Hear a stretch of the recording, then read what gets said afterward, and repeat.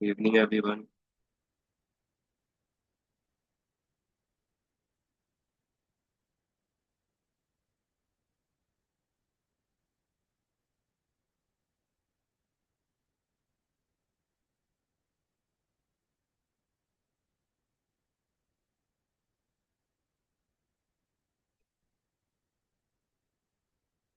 Screen show हो रहा है सभी को।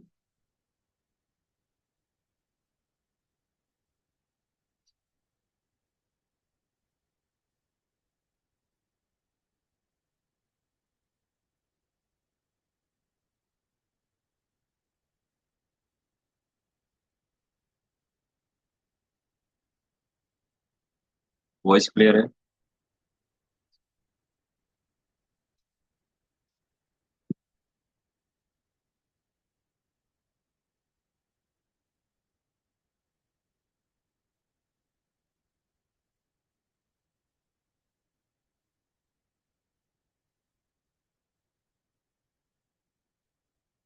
चलिए, मॉडल अपना जो 3 है खत्म होने वाला है, तो इसको आज कंप्लीट कर लेते हैं हम लोग।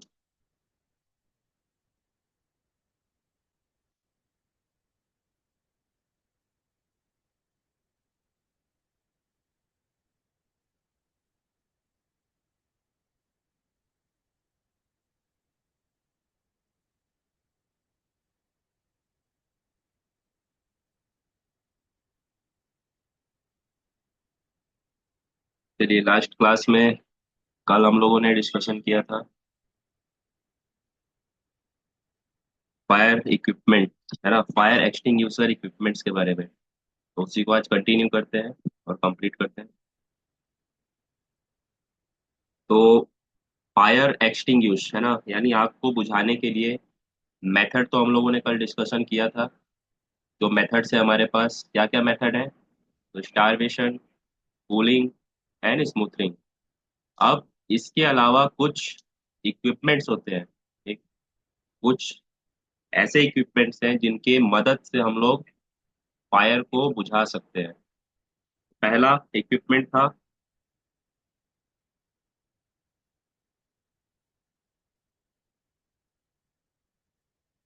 Fire extinguisher. ठीक। अभी फायर एक्सटिंग्यूशर अलग अलग फायर के लिए अलग अलग होता है। ठीक है। क्लास ए का फायर है, तो उसमें हम वाटर टाइप फायर एक्सटिंग्यूशर का इस्तेमाल कर सकते हैं। क्लास बी, क्लास सी का अगर फायर है, तो उसमें हम हेलोन या CO2 गैस का इस्तेमाल कर सकते हैं। ठीक। इसी तरीके से क्लास डी का अगर मेटल फायर है, तो उसमें भी हम CO2 या फिर हेलोन का इस्तेमाल कर सकते हैं। अगर क्लास के या कह लें क्लास एफ का फायर है, जिसको कि हम लोग किचन फायर भी बोलते हैं, तो उसमें हम लोग क्या इस्तेमाल करेंगे, या तो वेट केमिकल या फिर सेम CO2 DCP या हेलोन गैस। तो ये हो गया अलग अलग क्लास के लिए अलग अलग फायर एक्सटिंग्यूशर। ठीक। और जब भी एक्सटिंग्यूशर आप इस्तेमाल करेंगे, तो उस पे इस तरीके से ABCD या KF लिखा रहेगा। एक प्लस कलर कोडिंग भी होता है। जैसे सॉलिड मटेरियल का वाटर का इस्तेमाल कर रहे हैं, वाटर टाइप एक्सटिंग्यूशर का, तो उस पे पानी होगा और पानी का कलर होगा एक्सटिंग्यूशर का रेड। ठीक। DCP पाउडर होगा, तो उसका एक्सटिंग्यूशर का कलर होगा क्या, ब्लू। ठीक। इसी तरीके से अगर CO2 है, तो CO2 का जो एक्सटिंग्यूशर होगा उसका कलर कोड होगा ब्लैक। ठीक। वेट केमिकल का येलो। तो इसी तरीके से अलग अलग फायर एक्सटिंग्यूशर को हम लोग कलर कोडिंग के द्वारा भी पहचान सकते हैं।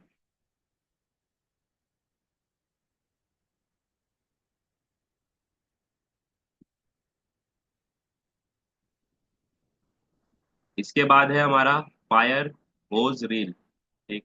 अभी फायर होज रील भी एक इक्विपमेंट है, जिसका कि हम लोग फायर एक्सटिंग्यूशन या फायर एक्सटिंग्यूशिंग प्रोसेस के लिए इसको इस्तेमाल करते हैं। अभी इसमें सिर्फ आप वाटर का सप्लाई करेंगे, उसका यूज करेंगे। ठीक। यानी कूलिंग मेथड का यहाँ पे ज्यादा इस्तेमाल आप कर सकते हैं फायर को एक्सटिंग्यूश करने के लिए। ये भी आपको मॉल, सिनेमा हॉल्स, ऑफिस, बड़ी बड़ी बिल्डिंग कॉम्प्लेक्स में मिल जाएगा इजीली देखने के लिए। अगला आता है ऑटोमेटिक फायर एक्सटिंग्विशर। ठीक। अभी इस तरीके का एक आपको कंटेनर मिलेगा जो कि ऊपर वॉल सीलिंग में लटका रहेगा। ठीक। और इसमें एक अटैचमेंट दिया जाता है जिसको हम लोग बोलते हैं स्प्रिंकलर। ठीक। जो कि यहाँ पे है। अभी स्प्रिंकलर क्या करता है? एक स्प्रिंकलर में एक यहाँ पे रेड कलर का ग्लास फिट होता है। अभी ये ग्लास क्या है कि एक टेम्परेचर पे जाके अपने आप ब्लास्ट कर जाएगा। ठीक। इस ग्लास का एक ऑटोमेटिक टेम्परेचर सेट कर दिया जाता है। ठीक। कि 50 डिग्री सेल्सियस पे आएगा तो ये अपने आप ब्लास्ट कर जाएगा। और जो भी लिक्विड हो या फिर जो भी पाउडर हो इस सिलेंडर के अंदर, इस कंटेनर के अंदर, वो यहाँ से स्प्रिंकलर के माध्यम से बाहर गिरने लगेगा और आग को बुझा देगा, फायर को एक्सटिंग्विश कर देगा। ठीक है। अभी आते हैं अगले फायर इक्विपमेंट या फिर कह ले फायर एक्सटिंग्विशर इक्विपमेंट के तरफ। तो वो है हमारा फायर ब्लैंकेट। अभी फायर ब्लैंकेट कब काम आता है? तो जब आप कोई हॉट वर्क एक्टिविटी करने जा रहे हैं अपने वर्क प्लेस पर। ठीक। याद रखिएगा, जब आप कोई हॉट वर्क एक्टिविटी करने जा रहे होंगे तब आपको वहां पे फ्लेमेबल मटेरियल्स अगर है, एक जो कि जल सकता है ना, फ्लेमेबल अगर मटेरियल है जो जल सकता है और उसको वहां से आप रिमूव नहीं कर सकते हैं, जिस एरिया में आप हॉट वर्क एक्टिविटी कर रहे हैं वहां से आप फ्लेमेबल मटेरियल को रिमूव नहीं कर सकते, तो उस कंडीशन में क्या करते हैं हम? फायर ब्लैंकेट को उस मटेरियल के ऊपर कवर कर देते हैं। ठीक है। ताकि जो भी चिंगारी या स्पार्क है फ्लेमेबल मटेरियल के ऊपर न जा पाए। ठीक है। ये एक एंटी फायर ब्लैंकेट होता है, याद रखिएगा। अगला है हमारा फायर बॉल। ठीक। इसको हम लोग बोलते हैं ऑटोमेटिक फायर बॉल। ठीक। या फिर सैंड ब्लास्टिंग प्रोसेस भी बोलते हैं, उसमें इसका इस्तेमाल किया जाता है। ठीक है, फायर बॉल का। अभी इस फायर बॉल के अंदर रेत भरा होता है और कुछ ऐसा डीसीपी पाउडर भी इसमें भरा होगा जिसके मदद से जब भी कहीं आग लगे तो इस बॉल को उस आग के बीच में फेंक दिया जाता है। और ये जैसे ही उस आग के कांटेक्ट में आएगा, हीट करेगा, तो इसका जो ऊपर का लेयर है प्लास्टिक का ये ब्लास्ट कर जाएगा। और इसके अंदर जो भी है डीसीपी है या फिर सैंड है या फिर कोई भी अदर केमिकल है तो वो ब्लास्ट करेगा और आग को बुझा सकता है। ठीक है। इसका हम लोग ज्यादातर उपयोग जो करेंगे तो उस कंडीशन में हम लोग बोलते हैं सैंड ब्लास्टिंग।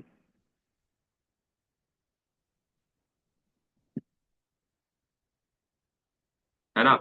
जहाँ पे भी आपको सैंड ब्लास्टिंग प्रोसेस आए वहां पे समझ जाइएगा फायर बॉल इस्तेमाल होने वाला है। ठीक। यानी कहीं पे आग लग गया है, ठीक, किसी बिल्डिंग में, और वहां आना जाना पॉसिबल नहीं है ना, आग को हम लोग नहीं बुझा सकते, तो अब क्या करेंगे? बाहर से फायर बॉल उस बिल्डिंग के अंदर फेंक सकते हैं ताकि वहां पे फायर जो है कंट्रोल में आ सके। ठीक है, उसको बुझाया जा सके। इसी तरीके से अगला लास्ट इक्विपमेंट है हमारा फायर बकेट, या इसको हम लोग बोलते हैं सैंड बकेट भी। ठीक। बकेट यानी बाल्टी। ठीक। फायर यानी फायर में इस्तेमाल होने वाली बाल्टी, या सैंड बकेट जिसके अंदर सैंड हो, जिस बाल्टी में सैंड हो। अभी ये भी आपको जनरल कहीं भी देखने को मिल सकता है, रेलवे स्टेशन पे, सिनेमा हॉल में, किसी बड़े बिल्डिंग कॉम्प्लेक्स में। अभी इसके अंदर क्या होता है? तो सैंड होता है, रेत होता है। ठीक। अभी उस रेत का इस्तेमाल हम लोग ज्यादातर सॉलिड मटेरियल को, फायर को बुझाने में करते हैं। ठीक है। सॉलिड मटेरियल के फायर को या फिर इलेक्ट्रिकल फायर को, याद रखिएगा। कभी भी गैस फायर को कंट्रोल करने के लिए हम लोग स्टैंड बकेट का इस्तेमाल नहीं करेंगे। ठीक है। गैस हमारा क्या है? हवा में जल रहा है और आप वहां पे सैंड डालेंगे तो सैंड क्या करेगा? बुझा पाएगा गैस वाले फायर को? नहीं बुझा पाएगा। ठीक। लेकिन किसी इलेक्ट्रिकल इक्विपमेंट में आग लगे या किसी सॉलिड फायर में आग लगे, पेपर, प्लास्टिक, किसी भी चीज में, रबड़ में, तब वहां पे हम लोग सैंड बकेट का इस्तेमाल कर सकते हैं। ठीक है, ये हो गए हमारे फायर फाइटिंग इक्विपमेंट्स। ठीक, जिसका कि इस्तेमाल हम लोग कर सकते हैं, वर्कर्स या एम्प्लॉय कर सकते हैं किसी भी फायर को कंट्रोल करने के लिए। ठीक है, और फायर को तभी आप बुझाने जाएंगे जब आपको लगता है कि फायर आपसे कंट्रोल हो सकता है। अगर आपको ऐसा लगता है कि मैं इस फायर को कंट्रोल नहीं कर सकता हूँ, ये फायर बहुत ज्यादा बड़ी है, मुझसे कंट्रोल नहीं होगी, तो कोशिश नहीं करना है, अपना जान बचा के वहां से एस्केप करना है और इमरजेंसी टीम को, फायर फाइटिंग टीम को कांटेक्ट करके इंफॉर्मेशन प्रोवाइड कर देना है। ठीक, वो लोग आएगा और फायर को बुझाएगा अपना।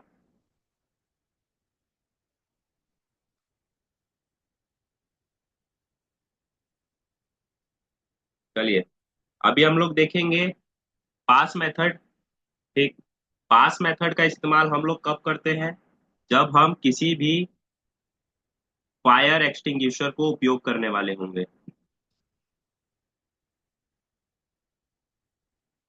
ठीक, जब भी हम किसी फायर एक्सटिंग्विशर को उपयोग करेंगे, तो उसको उपयोग करने का, ऑपरेट करने का एक मेथड होता है जिसको बोलते हैं पास मेथड। एक पास मेथड क्या है? तो फायर फाइटिंग का जो इक्विपमेंट है फायर एक्सटिंग्विशर, उसमें पी यानी पास का जो पहला अक्षर है पी, उसका मतलब है पुल। ठीक, किसको पुल करना है? पुल का पहले मतलब क्या है ये देख लेंगे। पुल का मतलब है खींचना। तो किसको खींचेंगे? इस पिन को। ठीक, यहाँ पर जो पिन लगा हुआ होता है फायर एक्सटिंग्विशर में, इसको पुल करेंगे, खींचेंगे। ठीक, पहला स्टेप हो गया ये। दूसरा स्टेप, एम। अभी एम यानी आप निशाना लगाएंगे। ठीक, कहाँ पर?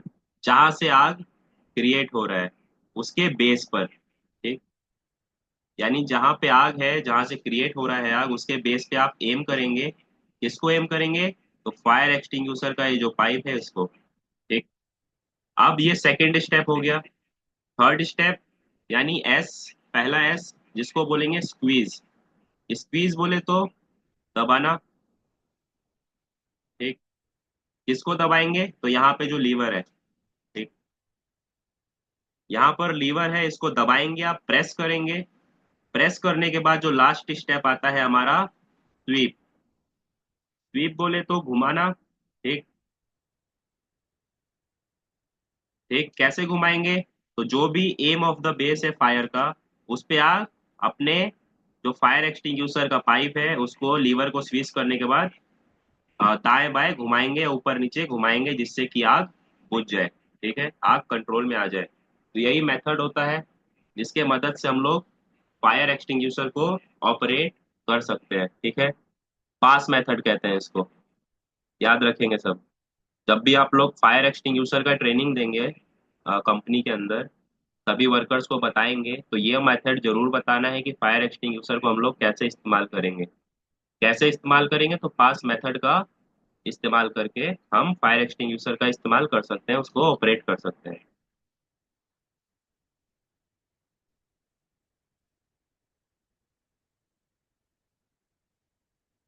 चलिए, अभी सेकंड लास्ट स्लाइड है हमारा इस चैप्टर का। यहाँ पे बताया जा रहा है आपको कि जब भी कोई फायर क्रिएट हो जाए, ठीक, चाहे वो कंपनी में, किसी बिल्डिंग में, या फिर कहीं पर भी कोई फायर अगर क्रिएट हो जाता है, आग लग जाता है, तो उस कंडीशन में क्या करना है आपको? ठीक, आपको सीधा ये तो नहीं कि आग बुझाने में लग जाना है। ठीक, आपको सबसे पहले देखना है कि फायर कितना बड़ा है। ठीक, हाउ बिग द फायर। ठीक है, यानी फायर का स्केल देखना है आपको, साइज देखना है। फायर कितना बड़ा है, फायर कहाँ पे लगा हुआ है, मतलब किस क्लास का फायर है वो। ठीक, सॉलिड क्लास का, ए क्लास का, बी क्लास का, सी क्लास का। ठीक, उसके बाद आप उस फायर को कंट्रोल कर सकते हैं कि नहीं। ठीक, ये तीन चीजें आपको पहले देख लेनी है, उसके बाद कोई स्टेप आपको आगे बढ़ाना होता है। तो उसी में यहाँ पे बताया जा रहा है, never extinguish a fire if you don't know what is burning। ठीक, यानी बोला जा रहा है कि जब भी कहीं पे आग लग जाए, तो आपको अगर नहीं पता है कि वो आग क्या है, किस चीज में आग लगा है, उसके लिए कौन सा फायर एक्सटिंग्विशर का इस्तेमाल करें, तो आपको फायर एक्सटिंग्विशर का इस्तेमाल नहीं करना है। फायर को बुझाने का कोशिश नहीं करना है। क्या पता किसी इलेक्ट्रिकल पैनल में आग लगे और आपने पानी का इस्तेमाल कर दिया, ठीक। या किसी गैस पाइपलाइन में आग लगा है और आप सैंड बकेट का इस्तेमाल कर रहे हैं, वो भी आपका फायदा वेस्ट जाएगा पूरा आपका मेहनत, ठीक। तो वही चीज है, जब तक आपको पता ना हो कि किस चीज में आग लगा है और उसको हम किस एक्सटिंग्यूशर से बुझा सकते हैं, या फिर आग हमारे कंट्रोल में आ सकता है कि नहीं आ सकता है, तब तक आपको किसी भी तरीके का स्टेप को नहीं उठाना है कि फायर को बुझाए, ठीक।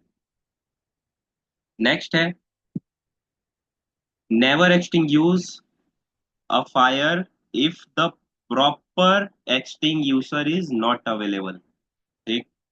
यानी अगर आपके वर्क प्लेस पे प्रॉपर तरीके का फायर एक्सटिंग्यूशर उपलब्ध नहीं है, तब भी आपको उस कंडीशन में क्या करना है, आग बुझाने का कोशिश नहीं करना है, ठीक।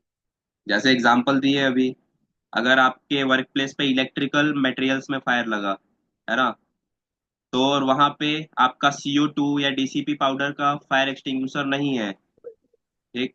वहां पे पानी का बाल्टी रखा हुआ है, होज रील पाइप रखा हुआ है, या फिर ए टाइप का आपका जो वाटर एक्सटिंग्विशर होता है वो रखा हुआ है, तो क्या करेंगे, आप आग को बुझाने नहीं जाएंगे। आपको आग को नहीं बुझाना है जब तक कि प्रॉपर एक्सटिंग्विशर ना अवेलेबल हो, ठीक है। अगला है,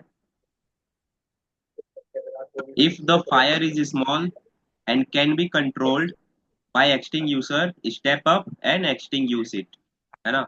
यानी यहाँ बोल रहा है कि अगर आग छोटी सी है, स्मॉल है, और उसको आप कंट्रोल कर सकते हैं, तो आप क्या करेंगे, आप फायर एक्सटिंग्विशर उठाइए और फायर को एक्सटिंग्विश कर दीजिए। लेकिन फायर अगर आपके कंट्रोल से बाहर है, फायर बहुत बड़े पैमाने का लगा है, तब आपको फायर को एक्सटिंग्विश करने का कोशिश नहीं करना है। उसमें आपको इमरजेंसी टीम को, फायर फाइटिंग टीम को इंफॉर्मेशन दे देना है और अपने आप को उस एरिया से एस्केप कर लेना है, बाहर निकालना है, ठीक।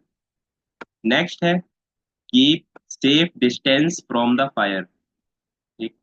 यानी जहां पे भी आग लगा है, वहां से आप जितना दूर हो सके उतना दूर चले जाइए, अपने आप को एस्केप कर लीजिए।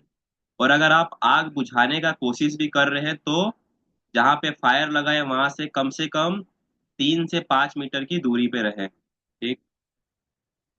ये याद रखिएगा, क्यों, फायर ब्लास्ट भी होता है, ठीक, अचानक से। इसी वजह से आपको फायर से दूरी बना के रखनी है, ठीक है। नेक्स्ट है, position your self along with the wind direction, ठीक। यानी बताया जा रहा है कि अगर यहाँ पे फायर क्रिएट है, ठीक, और आग लगा हुआ है और फायर का जो डायरेक्शन है, वाइंड डायरेक्शन, ठीक, वो इस तरफ है, तो आग क्या होगा, आग इस तरफ जाएगा, फैलेगा। और अगर आप यहाँ पे खड़े होंगे, ठीक, और यहाँ से फायर एक्सटिंग्विशर को बुझाने का कोशिश कर रहे होंगे, फायर एक्सटिंग्विशर की मदद से आग को, तो क्या होगा, आग की लपटें आपके ऊपर आ सकती है, ठीक है। आपको सेम अपोजिट डायरेक्शन पे खड़ा होना है, आग जहां पे लगा है, और यहां से फायर एक्सटिंग्विशर का इस्तेमाल करके आपको आग को बुझाना है, ठीक है। यहाँ पे यही बता रहा है, position your self along with the wind direction, ठीक। हवा के डायरेक्शन से अपोजिट आपको खड़ा होना है और आग को बुझाना है। अगला है, keep in mind the egress route, do not block yourself. यानी जब भी कोई फायर क्रिएट होता है, तो हम किस रूट का इस्तेमाल करते हैं, इमरजेंसी एग्जिट रूट का, ठीक।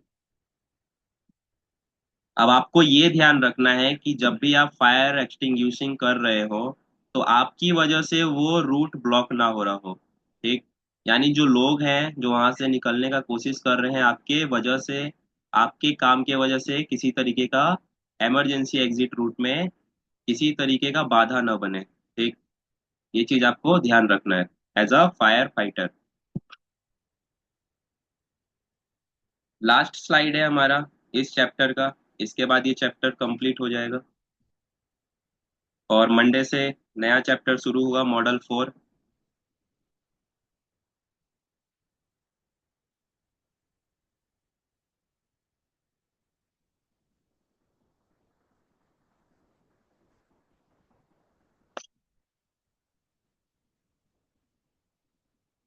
चलिए लास्ट है अपना, check extinguisher once a month. ठीक, यानी आपको क्या करना है, जो भी एक्सटिंग्यूशर, ठीक, ये एक्सटिंग्यूशर है, ये एक्सटिंग्यूशर आपके कंपनी में जहां भी लगा होगा, वहां पे आपको क्या करना है, महीने में एक बार इसका जांच कर लेना है। ठीक, इंस्पेक्शन कर लेना है। ठीक है, इंस्पेक्शन कर लेंगे। और क्या करेंगे इंस्पेक्शन में, क्या जांच करेंगे आप, तो इसका प्रेशर गेज, होस कंडीशन एंड सिलेंडर। यानी आप इसका यहाँ पे जो गेज होता है, ठीक, जो कि इंडिकेट करता है कि इसमें कितना मटेरियल बचा है, कितना इसका गैस का लेवल है, ठीक है, ये सारा कुछ, तो इसका गेज मीटर चेक कर लेंगे। फिर इसका जो ये होस पाइप होता है, ठीक, ये चेक कर लेंगे। और ये सिलेंडर का कंडीशन भी चेक कर लेंगे कि बाहर से कोई जंग वगैरह तो नहीं लगा, ठीक, टूटा फूटा तो नहीं है, पिचका तो नहीं है, ये सब आप लोग देख लेंगे। अगला क्या करेंगे, सेक एक्सटिंग्यूशर। ठीक, जब भी कहीं पर ड्राई केमिकल पाउडर, या कह ले डीसीपी पाउडर, या एबीसी क्लास लिखा हुआ जो भी फायर एक्सटिंग्यूशर होगा, उसको आप लोग शेक करेंगे। शेक यानी हिला लेंगे। ठीक, कब, वंस इन अ मंथ, महीने में एक बार जब भी आप इंस्पेक्शन करेंगे, तो डीसीपी पाउडर को और एबीसी क्लास का जो भी एक्सटिंग्यूशर होगा, उसको आप शेक कर लेंगे, ठीक, हिला लेंगे। क्यों, क्योंकि जो भी पाउडर है वो सतह पे ना बैठा हो, है ना, यहाँ पे, उसको आप एक बार देख लेंगे। अगला है inspect extinguisher annually by fire specialist. ठीक, यानी जो भी फायर एक्सटिंग्यूशर का इंस्पेक्शन करेगा, चेक करेगा इसको, वो कैसा बंदा होना चाहिए, स्पेशलिस्ट होना चाहिए।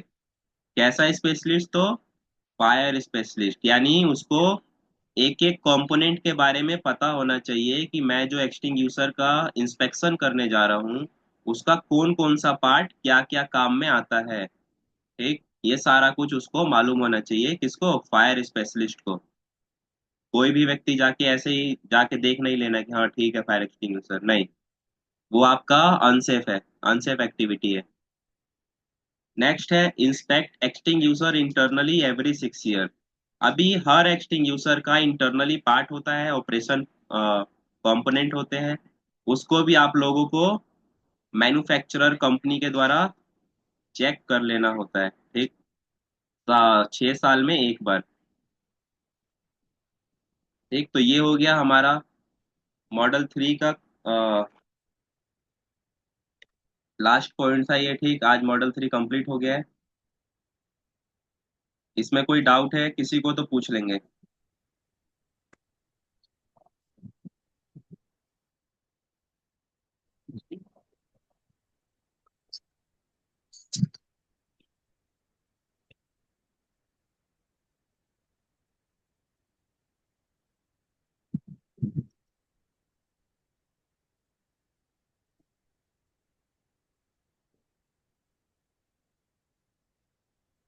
अनिल, आशीष, राजकिशोर, सोनू, विशाल कुमार, कोई भी डाउट है तो पूछ लेंगे एक बार, है ना। मॉडल 1, सॉरी मॉडल 3 से अपना आज मॉडल 3 कंप्लीट हो गया है। और मॉडल 4 अपना चलेगा मंडे से। और उसका भी क्लास आपको रिकॉर्ड करके डाल दिया जाएगा। जो लोग मिस कर दे रहे हैं किसी कारण से, वो लोग जाके रिकॉर्डेड क्लास देख सकते हैं।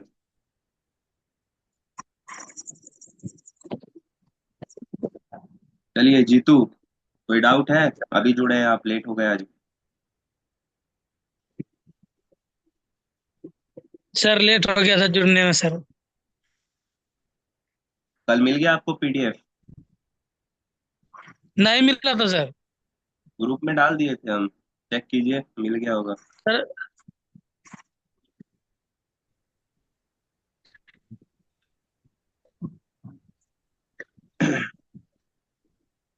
चलिए कोई डाउट है, हाँ सर सोनू, मिल। विशाल, राजकिशोर?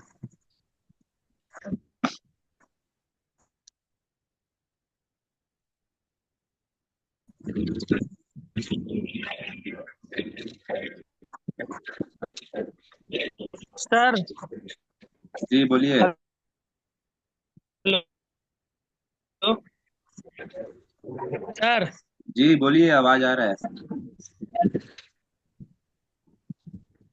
हेलो। सर। सर बोल रहे हैं कि पीडीएफ जो भेजते हैं सर उसको रिवाइज ही करना चाहिए, पढ़ना है। हाँ, जो भी पीडीएफ आपको भेजा गया है उसको आपको खुद से भी रिवीजन करना है, ठीक। क्योंकि आपको जो भी चीजें यहाँ पे बताया जा रहा है वही चीजों को आपको वर्क प्लेस पे प्रैक्टिस जी करना सर। होगा, ठीक। ठीक है सर। ठीक है। चलिए, तो क्लास को अभी एंड करते हैं, है ना। और मंडे नया मॉडल नया चैप्टर शुरू होगा। और इस क्लास का आज का मैं रिकॉर्डिंग अपलोड कर देता हूँ, तो जिनका मिस हुआ है सर वहां से वीडियो भी देखेंगे। चैनल पे दे दीजिएगा सर, यूट्यूब पे वीडियो। जी, वहाँ अपलोड कर देंगे हम। ठीक है, थैंक यू सर। ठीक है, गुड नाइट सभी को। Good night sir.